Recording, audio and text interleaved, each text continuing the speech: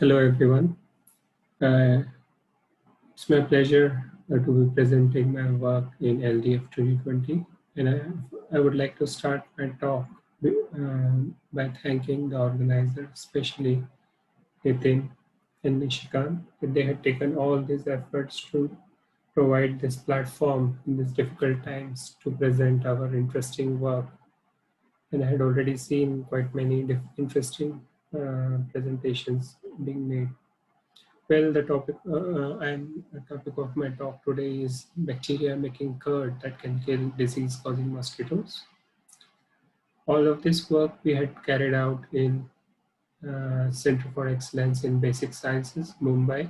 So this is like a DAE-funded institute which promotes basic research, right? So let's get going. Now, what we can think about when we talk of the world's deadliest animals, you can think of a lion or an animal or a shark, which would kill many people. But you would be surprised to know that it is not all of these animals, but a very innocent looking insect, mosquito, which kills more than 750,000 people across the globe every year, right? And it's a matter of a lot of scientific discussion what to do about it. And still, we don't have many answers, right? Now, let's take a review of the situation. Now, if you see the different parts of the globe which are affected by mosquitoes, so we are not in a very good situation. We are all painted in red. And if you would like to zoom in into our own situation, we will see like, yes, for dengue, we are quite many areas painted. Malaria, it is all spread out across the nation, and also encephalitis. And of course, malaria map can be replicated for Aedes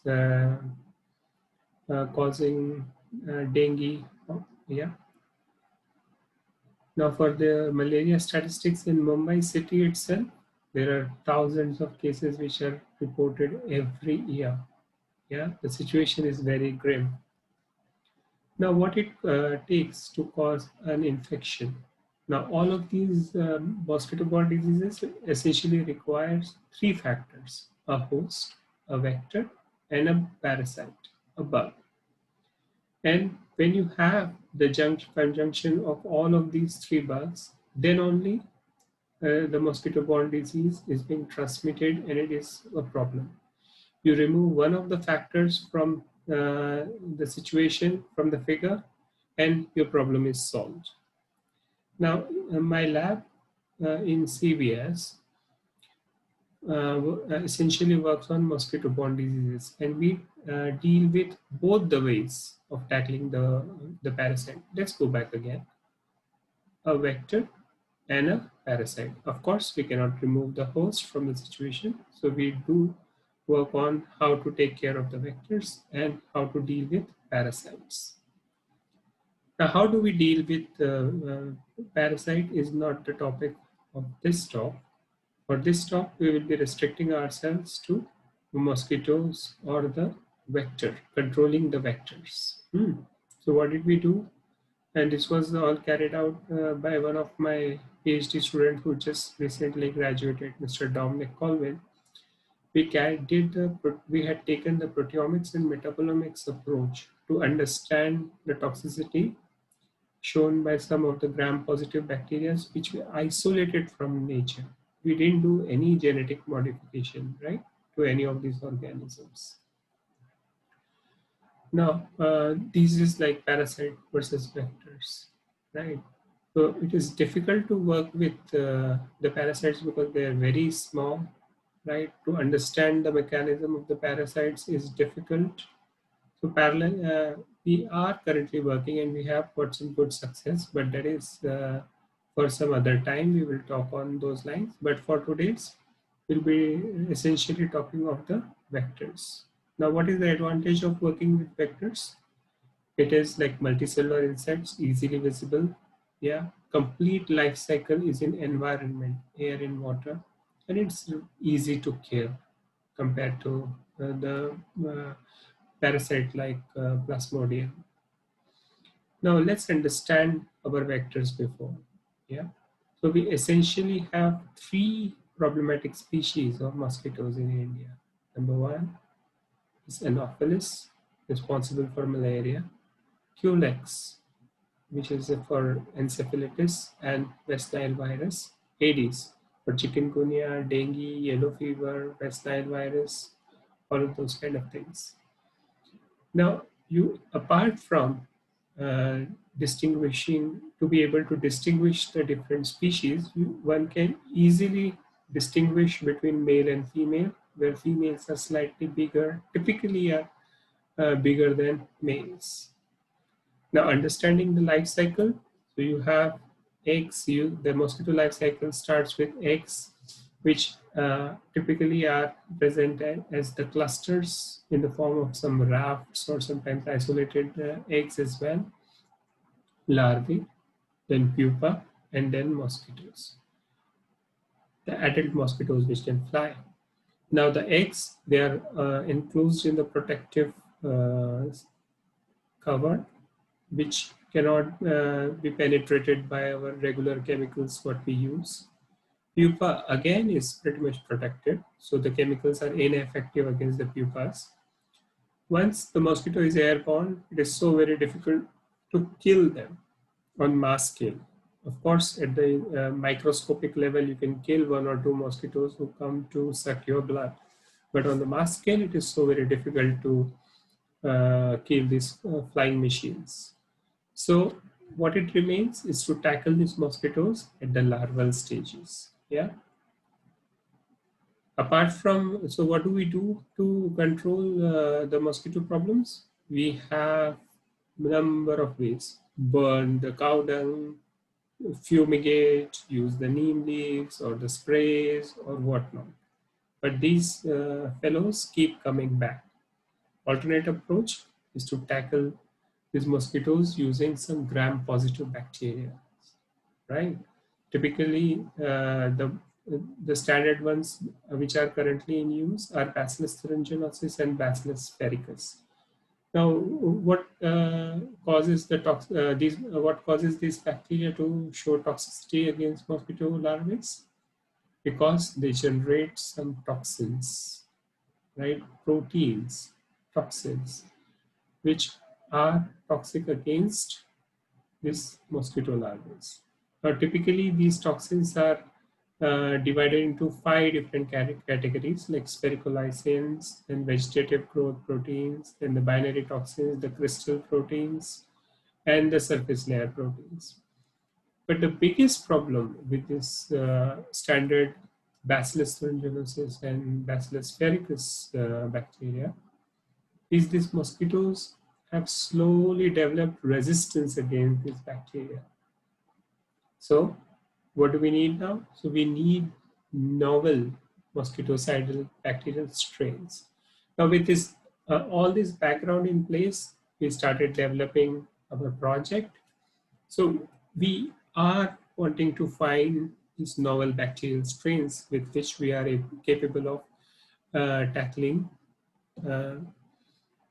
this different mosquito species. So what was our aims and objective for our project? It is like collection of different species of dead mosquito larvae from all around the cities of Mumbai. So we had restricted ourselves to Mumbai. Isolation of the gram-positive bacteria, right, from the larvae gut. So from all the dead mosquito larvae we collect, we bring it in the lab, we dissect them open. Yeah, we dissect them, open it, and then take out all the gut material, and then we plate it on gram-positive selection plates, right? And then we test them against the third instar lab cultured Culex larvae. Why not Aedes or Anopheles? Yes, one can work with it, but for now we had restricted ourselves to Culex mosquitoes. Yeah, and then wherever we found the toxicities, we had carried out the characterization of those bacterial strains using 16S RNA sequencing We extracted the proteins and metabolites from the bacteria. Then we carried out our proteomics and metabolomics approach. And that's what we will talk about as we move on through the presentation. Now, this was our methodology. Now, for the people who are not very familiar with Mumbai, it's a very elongated city, which can, and the lifeline for the Mumbai city is its local trains. Now, these local trains typically have three lines, namely the Western Line, the Central Line, and the Harbour Line. Now, all the star marks in purple, they are the sites from where we had collected the dead mosquito larvae on the Western lines. The red marks are from the Central lines, and the green marks are from the Harbour lines. Yeah, and these are some of the images of the mosquito larvae what we had collected. Apart from that, we had also collected some different kinds of larvae which we had preserved in our freezer for the further studies. And these are some of those collection sites in the outskirts of the city. It's pretty filthy, but work is work, anything for science. And then we had dissected these mosquito larvae under the microscope, taken out the gut material, and then plated them onto the gram-positive plates. And of course, we saw these are the gram-positive selection plates. So all these bacteria are gram-positive in nature. How do we know it? Yeah, we stained them with gram-positive staining. Very simple bachelor's experiment, and it works. And once we had sure that we have the gram-positive bacteria, we carried out the toxicity assays where you have the lab-starved Culex larvae, the third instar, you let them grow up to the third instar stage, which is insect stage, which is recommended by WHO to carry out all the toxicity assay. And then we expose them to the various dilutions of the bacterial culture. Now, one has to be very careful that at the lowest dilution, you have to ensure that the mosquito larvae are not dying because of starvation. So you have to maintain two controls. One, they are well fed, and one, they are not fed at all. So where, the mosquitoes in control for both the mosquitoes in both the controls are, mosquito larvae in both the controls are alive. Only those experiments you can use it for your statistical calculations. Now you can imagine working with these live systems is not that easy. So one really has to work very hard to generate some statistically relevant data. So we had tested some 50, 60 odd bacterial strains, and out of them, 7 gave us some toxicities. So we had arranged those bacteria in the order of their percentage LC50 values, right? Percentage toxicity, right? Percentage toxicity, we had arranged them with their corresponding LC50 values.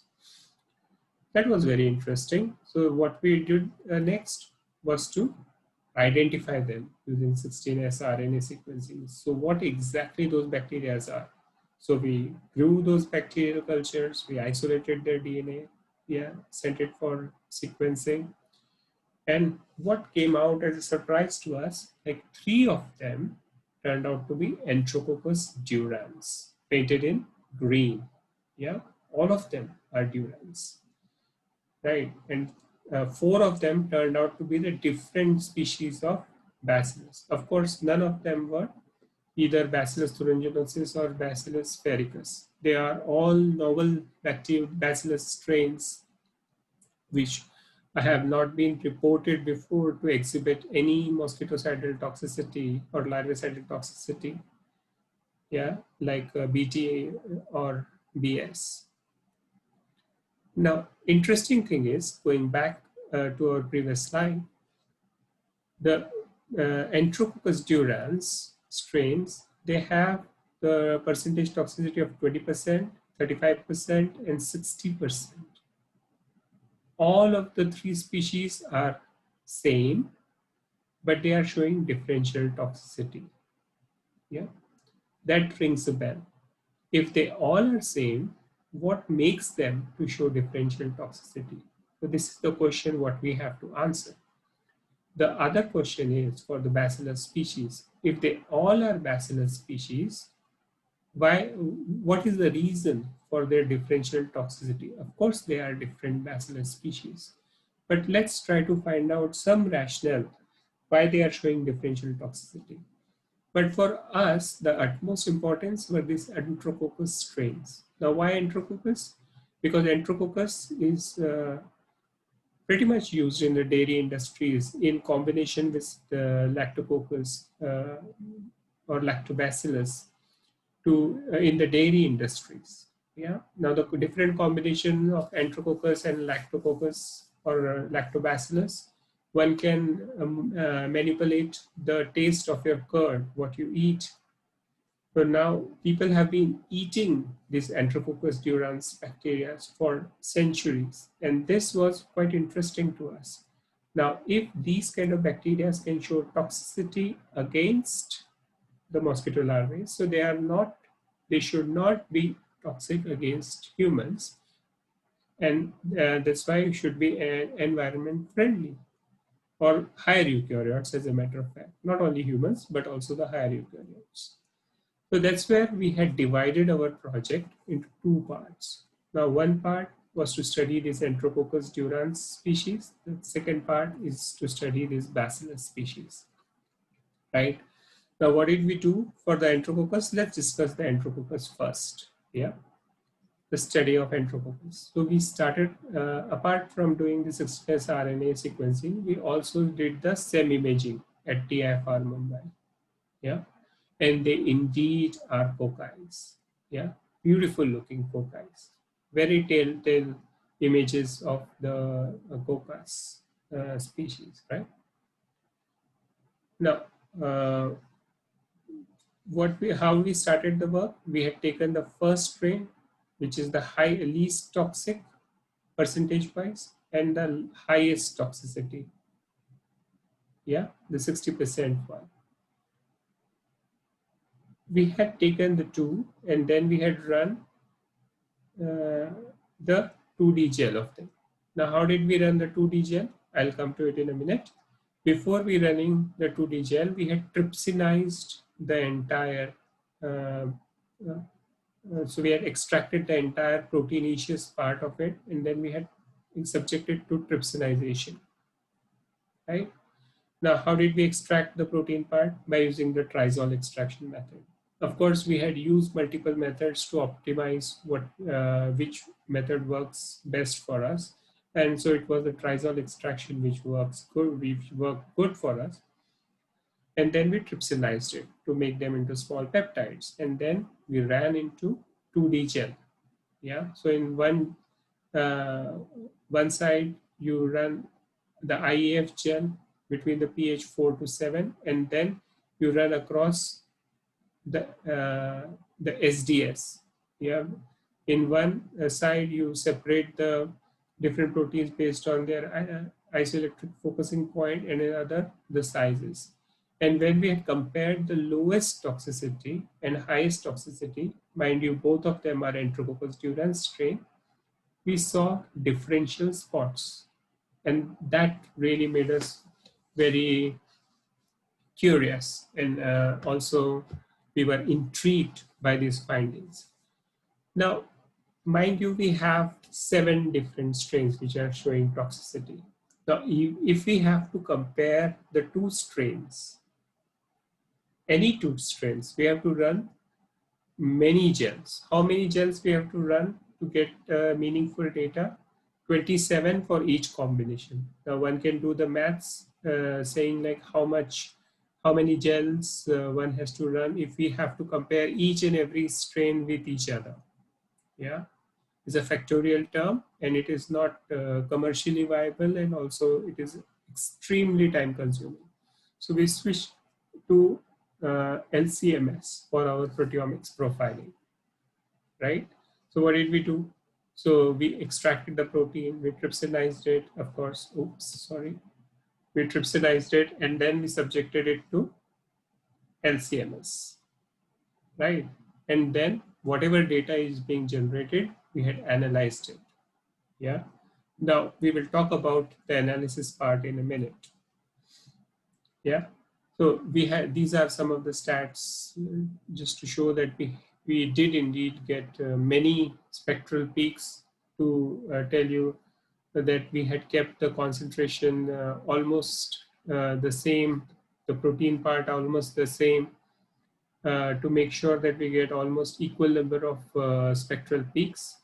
And then this is what we get once you uh, search the mass spec peaks, yes, the spectral peaks against the databases, right? The toxin databases. Now, what did we get? Many proteins, yeah. So for the highest toxicity, right, the 60%, very few. And for these are all the three Enterococcus strains we are talking about. The 60%, the 35% toxic, and the 20% toxic over here. Now, what did we get over here, right? Different kinds of cryoproteins. Yeah, mind you, in the one of my introductory slides, I had already said like cryoproteins, binary toxins, VIP, MTX. So these are the different categories of toxins which are known to kill mosquito larvae. Now, these cryoproteins and bin proteins we could identify in our mass spec data. So now, out of all of these toxins which we had identified, which one is toxin? This is what the question what we had to ask. Bin A for the highest toxicity is not a possibility, although it is there. Why not? Because bin A always works with its partner bin B, and they are expressed in 1-to-1 ratio. Now the rationale was if bin A could be identified, now bin B, if this was responsible, the binary complex is heterocomplex is responsible for the toxicity, bin B also should have been discovered on our mass spec data, which was not. Likewise, in E3, bin B was identified, but bin A was not. So probably these toxicities are not because of the binaries. Also, VIP2 is not the candidate here because it requires VIP1 to act as a toxin. Likewise, for Cry35A, no, because it requires Cry36. And also for 48AB, 49AB, yes, this is the combination which people had reported is can act as a toxin against the mosquito larvae. So this could be a good possibility. Again, for 41AB, yeah, which is also an independent toxin, right? Likewise, 45AA, yeah, is also reported as a mosquitocidal toxin, not mosquitocidal, insecticidal. So this could also might also work for mosquitocidal. And Cry63A or AA also it could be a possibility, right? And here 64AA also, yeah. MTX2 also can be a possibility. But the interesting one is for the highest toxicity, it is the VIP4 which remains, yeah. So probably we are looking at a very novel toxin which is not been reported in the literature. Of course, it's too early to nail it down because one needs to do a lot of work before you can declare it as a mosquitocidal toxin, but it's a good start anyways. What's our conclusion for the highest toxicity? It could be because of this VIP4. For these ones, also the combination of different cryoproteins for 35% and for 20%. Yeah. So what did we do? Apart from the proteomics extraction, we also looked at the metabolite extraction. Now, this is one of the new thing to our knowledge that we had done to better our understanding in this field. So we had, apart from doing the proteomic extraction, we had also did the metabolite extraction.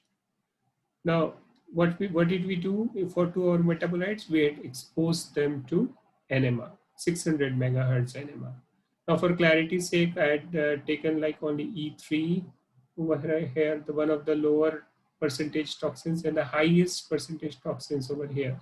Now, the two lower percentage toxins, the spectras were almost identical, hardly any difference. So one can use any of the peaks spectra for comparison.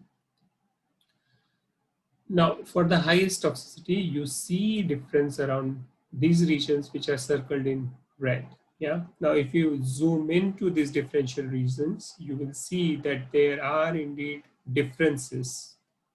Yeah, there are indeed differences in this red curve, which is corresponding to the highest toxicity. Can you see around 3.5 to 4.5 ppm? There is a difference. Then around 2.5 ppm, there is a substantial difference.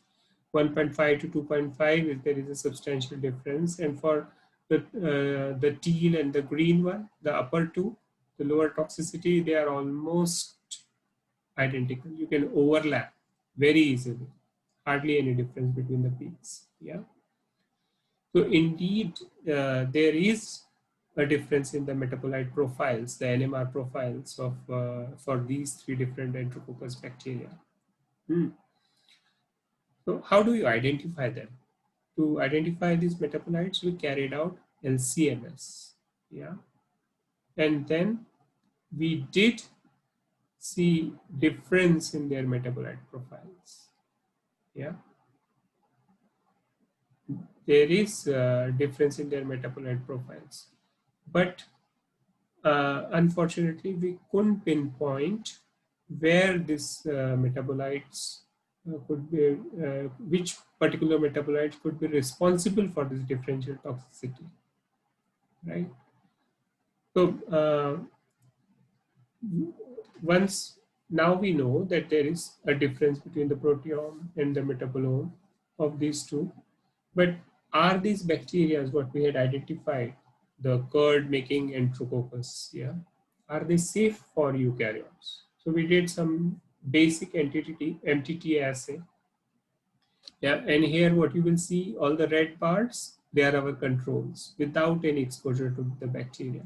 Now the blue ones are for the proteinaceous part of our Enterococcus, and the orange one are the metabolites for the different, so blue is for metabolites for different species. Yeah. Excuse me. Yeah.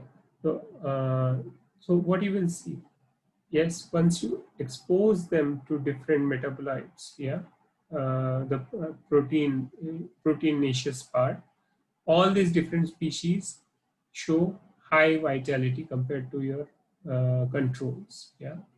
Your red one is the E1, blue one is the E2, or the orange one is the E3. And for the different concentrations of proteinaceous part, when you expose them, you see better vitality. So it's healthy for the eukaryote cell. Same is for metabolites. They are not toxic at all. Yeah, the control holds pretty much true and pretty much good for all of these different concentrations of metabolites as well. So what did we find in the end? So we did SEM imaging and 16S rRNA sequencing for identification of this Enterococcus species. We found the different proteins, yeah, toxins, which could be responsible for exhibiting this mosquito larvicidal activity. Yeah, we also implemented NMR and LCMS to identify the different metabolites in these species. Yeah.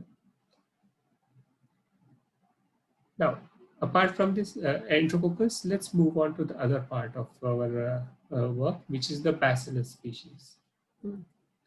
Now, to study our Bacillus, we have these different toxicities, although they are a bit close by, but yes, they are differential toxicities. And mind you, all of these percentage toxicities are statistically relevant. So if we are saying 30%, yes, it is statistically 30%. Yeah, it's statistically true. and so is for 35, 40, and 55 respectively. Same images, these Bacillus species are beautiful, typical Bacillus species, and these are like Truculensis. They are like quite new kind of morphologies. Uh, we haven't seen these kind of morphologies for Bacillus truculensis or this Australimaris. Yes, these kind of morphologies are not present. Yes, of course, Bacillus cereus, same images are available in the literature, and they pretty much look like what we have found. And paramycoids, yes, again, Bacillus paramycoids, they look pretty much similar to like Bacillus cereus. Yeah, but Bacillus cereus is slightly flat at the ends, but these are a bit more roundish. Again, our proteomic results for this Bacillus species, we did see again a combination of lots of cryoproteins and Bacillus species. Likewise, I had said discussed for Enterococcus, binaries doesn't look like they are the probable candidates for exhibiting the toxicities because they don't occur or present. They are not identified along with their active partners. Yeah, bin B is not toxic without bin A. Yeah, and bin A, of course, hardly will show any toxicity in absence of bin B. Now, here, yes, bin A, B both are present. So very likely our Bacillus truculensis is showing toxicity because of binary toxins, the duo, bin A, bin B duo. Yeah. VIP1, no, they again need partners. They need each other, VIP1 and 2, to work together. Here, Cry37 and Cry23A also are missing their partners. Here, the likely candidate would be Cry41AB. Yeah. And here, 64A and 63A. So these numbers doesn't make any sense, but the overall crux of the matter is we had identified the probable candidates because of which these Bacillus species could be exhibiting different levels of toxicities. Yeah, again, one by one you tick different ones, and this is like short summary of all of these cryoproteins.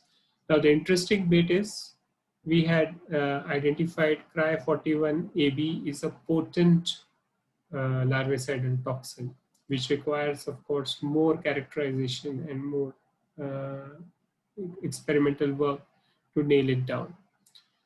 Of course, we had done a lot of metabolites, but then a lot of metabolites, yeah. So we had painted the common metabolites in green and yellow.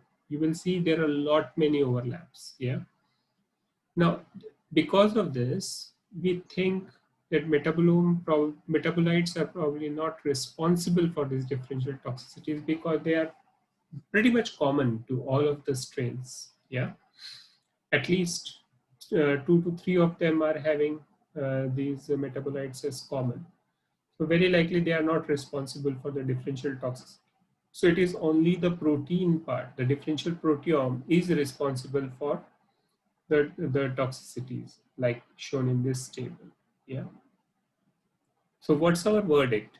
So we had found for the Bacillus species the different proteins which exhibit these mosquitocidal toxicities. Metabolites, yes, for this Bacillus species, our conclusion is they are probably not responsible for any toxicity. Yeah. Now, by doing all of these things, in nutshell, what all things we had achieved. So we had collected different species of dead mosquito larvae from the city. We had isolated gram-positive bacteria. Yeah. We carried out the larvicidal toxicities. Yeah. And then we had identified out of 50, 60 odd cultures what we had tested. We had identified 4 Bacillus species and 3 Enterococcus species. Now, extracted proteins and metabolites for this bacteria and subjected to LCMS and mass spec analysis, yeah, LCMS analysis and NMR analysis, and the also differential proteome for all of these things. Now, the most important point which I would like to emphasize over here, although one can argue that the highest toxicity, what we had reported is 60%. Now, how good is the 60%? Yeah, and the lowest toxicity is 20%. Now, how good is this 20%? Number wise, the 60%, 20% might not be good enough. But then when you compare the LC50 values, yeah, the lethal concentration, which kills 50% of the population, compared to the standard Bacillus thuringiensis and sphericus, even our 20% toxic Bacillus species is at least 10 times more potent compared to our Bacillus thuringiensis or Bacillus sphericus, whatever data is available in the literature. So it's comparing to this two gold standards. So this means that all the 7 species what we are reporting have potential to be used as biological larvicides against Culex mosquitoes. Yeah. Now, our Enterococcus work has already been published in Nature Scientific Reports, and the other one is in peer review currently in the Analytical Science Advances. Now, we had received the reviewer's comments, and he has okayed our publication without any further changes to the manuscript. So I'll consider this work also to be considered published, although the official nod is yet to come from the journal side. Now, this is the scientific report work what we had published. Few acknowledgements. This work which I had presented was carried out by my PhD student, Dominic Colvin, who just finished or successfully defended his PhD thesis in last month on August 25th. Vishnu Dhuri. I should give a special mention to Vishnu because he had joined me as a volunteer and worked for no pay for almost 2 years. And he is one of those people who, alongside with Dominic, has established this project in my group. Mahesh Samant, yes, another student who has worked hard towards the data analysis. Special mentions to Professor Abhay Chaudhary, ex-Afghan director, who has allowed me to carry out all of these toxicity assays over there. Sandipan Mukherjee and Meera Lalji, both from Afghan, had their valuable inputs from time to time for ensure the smooth functioning of the project. My institute, UMDAE, Center for Excellence in Basic Sciences, for funding this research. Afghan Institute to provide all the larvicidal assays, all the people who had taught us how to do these assays. I'm grateful to them. And thanks a lot for your attention.